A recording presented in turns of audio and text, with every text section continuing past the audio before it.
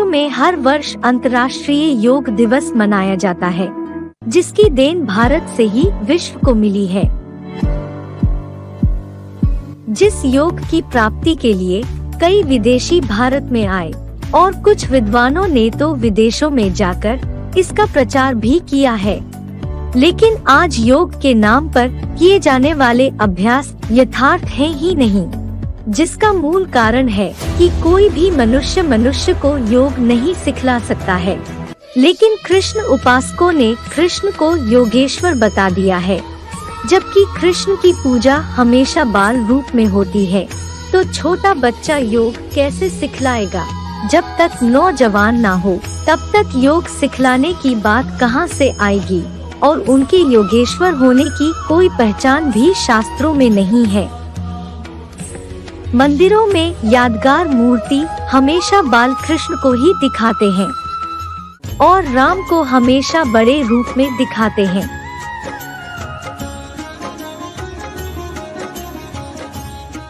योग की असली परिभाषा तो वही बता सकता है जिसने योग में संपूर्ण सिद्धि प्राप्त की हो, जिनको शास्त्रों में योगेश्वर कहा है, जिनकी यादगार मूर्ति अथवा चित्र सदैव ध्यान मग्न, निराकारी और नेत्र सदा अर्धोन्मिलित चढ़े हुए दिखाए गए हैं, जिनके नाम से ही भारत का प्राचीन राजयोग जाना जाता है।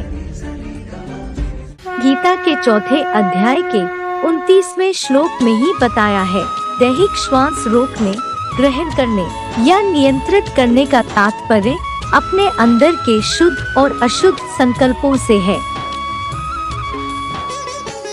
प्राण है शुद्ध संकल्प और अपान है अशुद्ध ग्लानि के संकल्प, उन्हें त्याग देना चाहिए।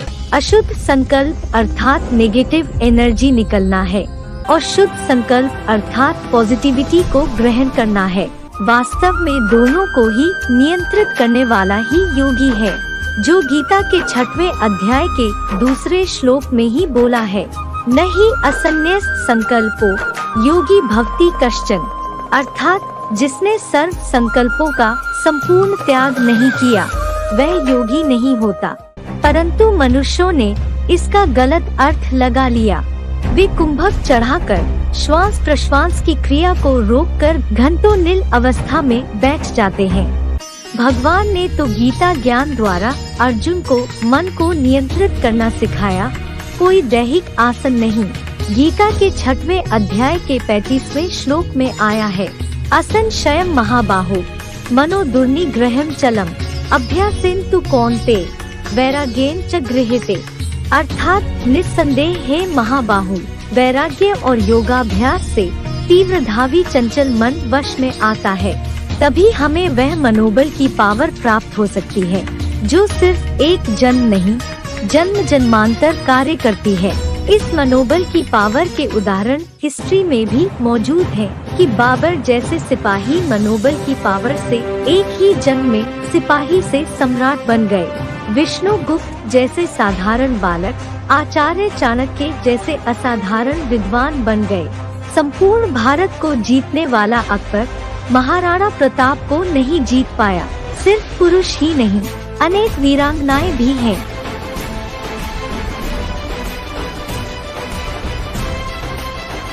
आज यह सबसे बड़ी मनोबल की पावर क्षीण होती जा रही है, जिसका प्रमाण है 500 वर्ष पहले जिस तलवार से महाराणा प्रताप युद्ध किया करते थे, आज के मनुष्य उसे उठा भी नहीं सकते हैं।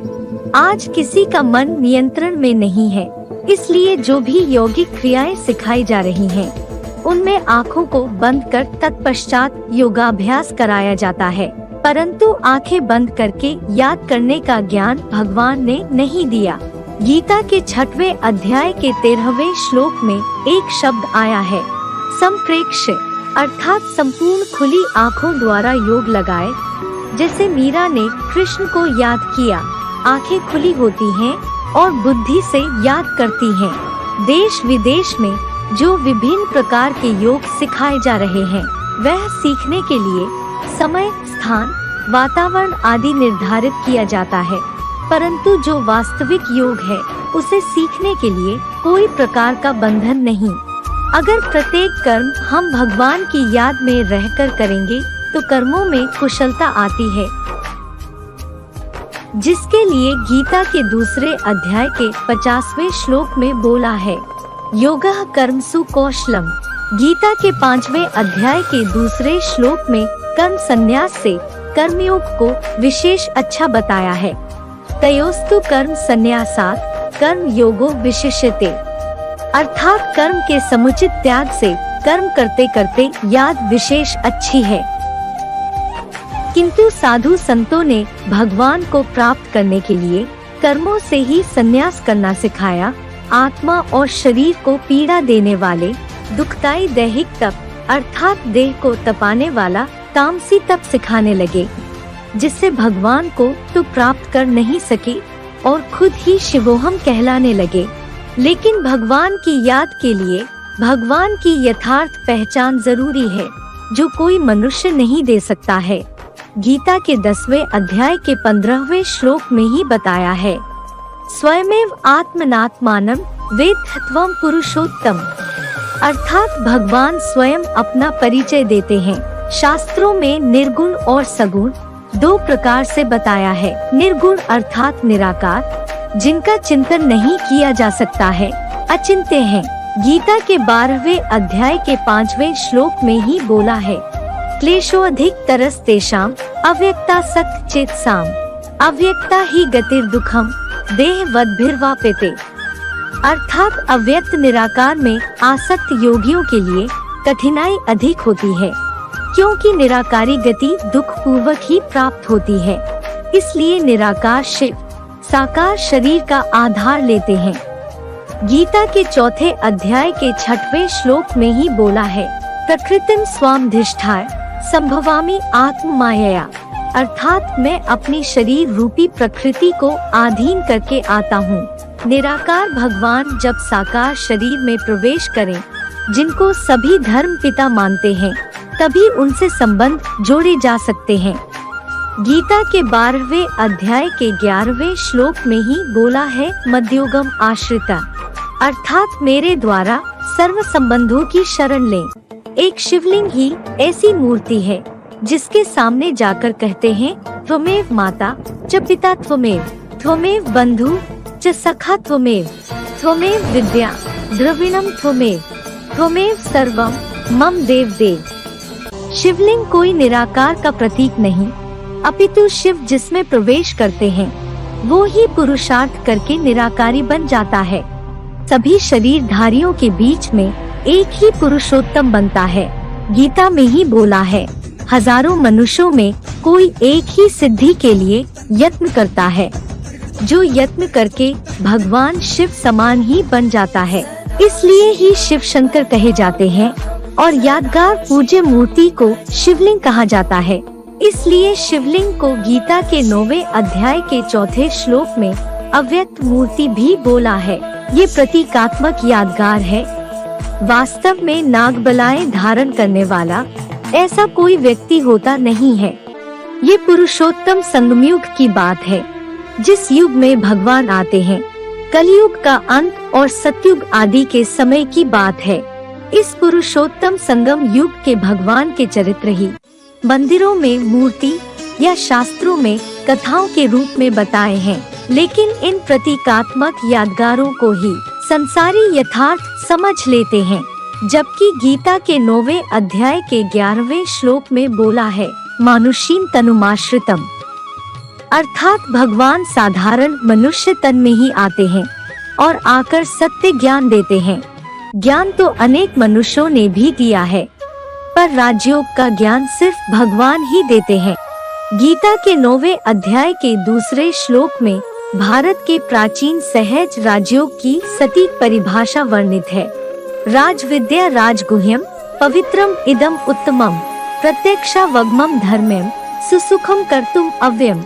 यह राजाओं की राजविद्या है, उत्तम राजाई का रहस्य है, अत्यंत पवित्र है, सर्वोत्तम ज्ञान है।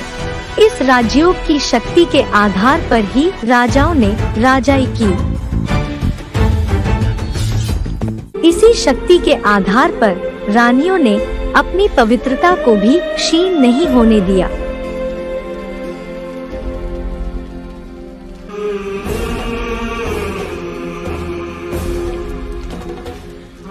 पवित्रता के आधार पर बड़े बड़े योद्धाओं को मात दी, लेकिन इस योग की शक्ति क्षीण होने के कारण राजाओं के राज की जगह प्रजातंत्र शासन आ गया। जो भारत सोने की चिड़िया माना जाता था, वही भारत आज पैसों का मोहताज बन गया है। नारियां अपनी पवित्रता की रक्षा करने में समर्थ नहीं है। आज सबला नारी अबला बन गई है।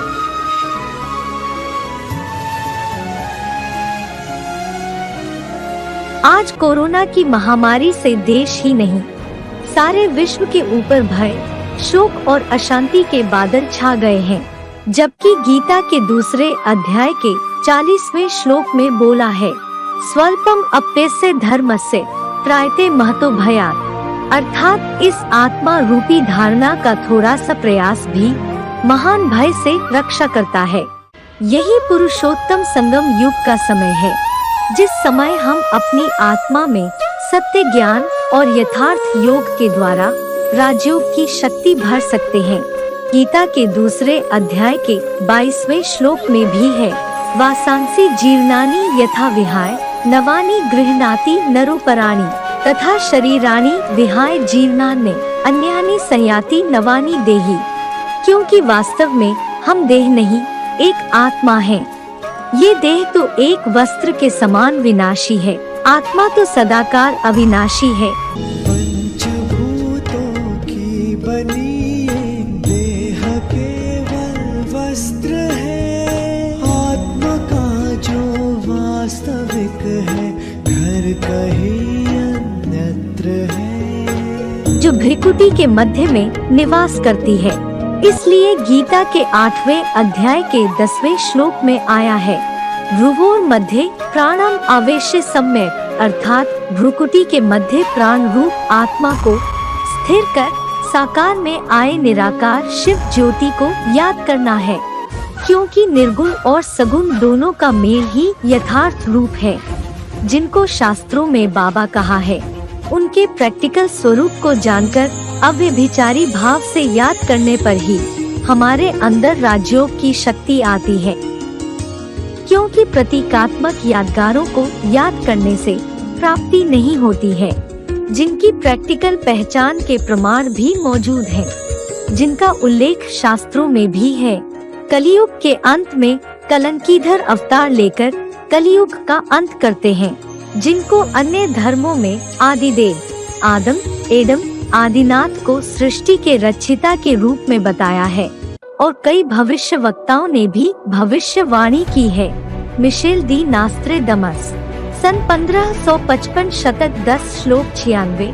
वो महापुरुष ऐसे देश में जन्म लेगा जो 3 तरफ से सागर से घिरा हुआ होगा। न्यू जर्सी अमेरिका की प्रसिद्ध भविष्यवक्ता फ्लोरेंस ने अपनी पुस्तक golden light of new era में लिखा है, मनुष्य में सोए देवत्व को जगाने तथा धरती को स्वर्ग जैसा बनाने के लिए वो दिव्य पुरुष दिन रात प्रयत्न कर रहे हैं। उत्तरी भारत का वह पवित्र स्थल जहाँ एक प्रचंड पुरुषार्थ संत अपनी सतत साधना में संलग्न रहकर ऐसे दिव्य आध्यात्मिक प्रवाह विकीर्ण कर रहे हैं। उत्तर प्रदेश में कई धार्मिक स्थल हैं, परंतु कपिल मुनि द्वारा बसाए कंपिल नगरी ही एक ऐसा तीर्थ स्थल है जिसके लिए कहा जाता है, कंपिल सदृशम तीर्थ नास्ति भूमंडले क्वचित, अर्थात कंपिल के समान भूमंडल पर और कोई तीर्थ नहीं है।